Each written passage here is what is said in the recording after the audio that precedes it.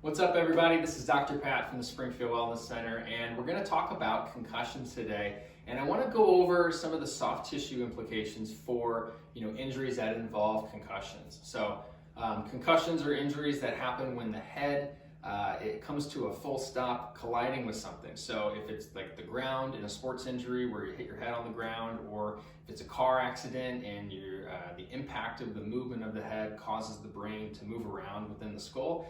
And whenever the brain hits the inside of the skull, that's where it can sustain damage, and that's what we call a traumatic brain injury, or a TBI. Concussion is a mild form of TBI. There's obviously much more severe forms of TBI, but it is still traumatic on the brain. It causes bruising, causes inflammation, and eventually those become symptomatic. And so things like nausea, vomiting, headaches, lots of different symptoms people experience, and they can really have an effect on people's quality of life. As far as the soft tissues go, though, these are the muscles that we're talking about in and around the base of the skull, the neck, the shoulders, the upper back. Oftentimes these things take a hit too when it comes to these types of injuries. So one of the ways we can support this individual through their healing process is make sure everything else is functioning well as well. So for today, I wanted to go through three easy stretches you can do to help with the muscles in and around the neck, the upper back, and the base of the head. These are stretches that can be done right away, even in the midst of, or shortly after the injury occurs, because they can be very gentle stretches, and we want to make sure we're introducing as much movement as possible, in those early stages to facilitate that healing. So we're going to run through some quick stretches here. The first one we're going to stretch is for the trapezius muscles here, kind of around this area. So what we do for this is we're going to take this hand and we're going to pull to the side, and then this arm is going to reach behind.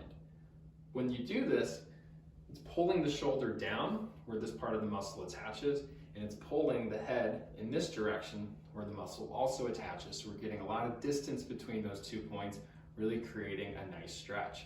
So it looks something like this.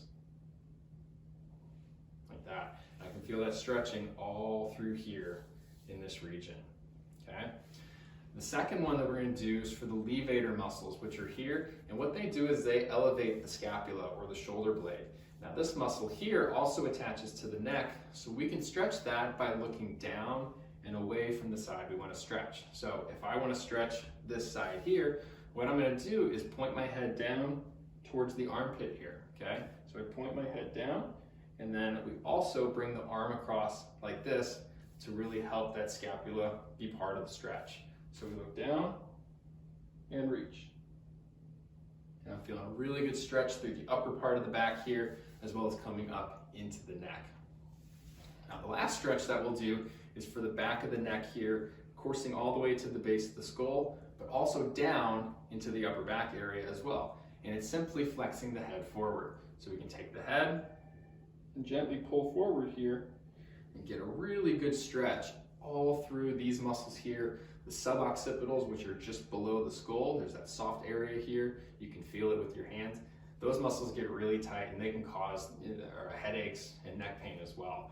And so doing stretches like these three can be done very gently and very early in the treatment process. So it's something you can incorporate quickly into your healing as you go forward. So I hope you found these stretches useful. They have a lot of different applications and can be helpful for a lot of different situations. So we hope you found them useful, and we'll see you on the next video.